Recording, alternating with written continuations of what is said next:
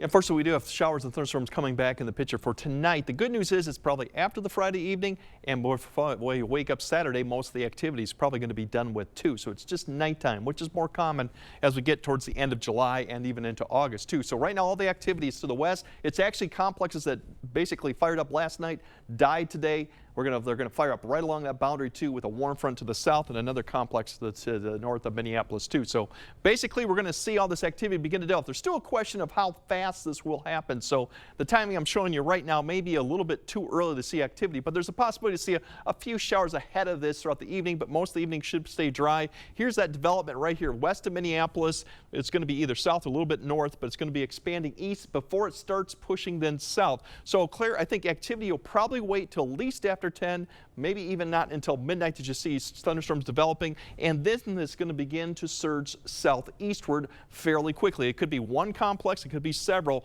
but eventually it's going to surge southward to, by the time it gets to La Crosse, it could be 2 to 3 in the morning. Activity will persist behind this, but the slow motion of this going southward, that's where the heavy rain threat could really do it. So by the time we get to 4 or 5 a.m., it's either along I-90 or further south.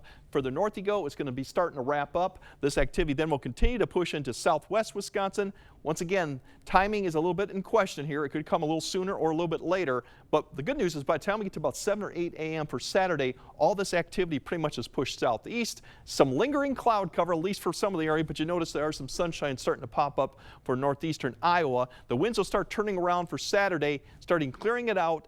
We'll have a little bit less humidity going in the afternoon too behind this cold front that slides south. So that'll be good news, but still we'll have cloud cover to deal with. Now, severe risk with this, it is still just to our west. As it surges southeastward, it tends to pick up speed. That's where you could have a damaging wind threat predominantly. We'll see if it expands eastward, but it's a little bit in question. The other threat, as I mentioned too, is the heavy rain threat, especially if that begins to kind of slow down and kind of train over the same areas. Right now, we could pick up, that's conservative 1 to 1.5, but there's potential in that line. You could pick up over 3 inches, but I think a widespread 1 to 2. It does taper off as the activity goes further north. It's just not a long duration.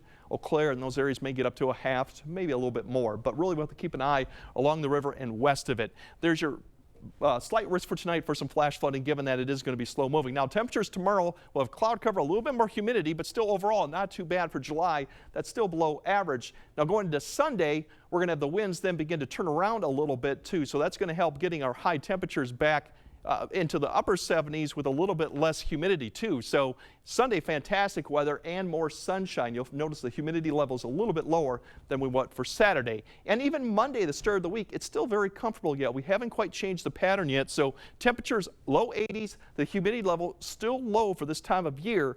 But that's going to change as we go into Monday night, because we got the ring of fire, and that means we have storms that are going to ride over the heat dome to the west, come north, and then dive southeastward over us. It's a very typical pattern this time of year, but it does bring a lot more humidity and thunderstorm chances, which usually are night to early morning. Unfortunately, there's a little bit hard to predict right now this far out. So as you look at the 8-day forecast, there's a small chances each day or night, but we'll have to fine tune that as we get closer to the event. The good news is, once again, we're not seeing any oppressive type heat or humidity quite yet, and then we may start turning a little bit drier towards the end of next week. But after Monday, that's a very normal July type forecast going into August where you have those. So enjoy the weekend. It's still very comfortable too. Yeah, definitely take advantage of the weekend when there's not going to be as much rain as it looks like the first few days. All right, thank you, Greg.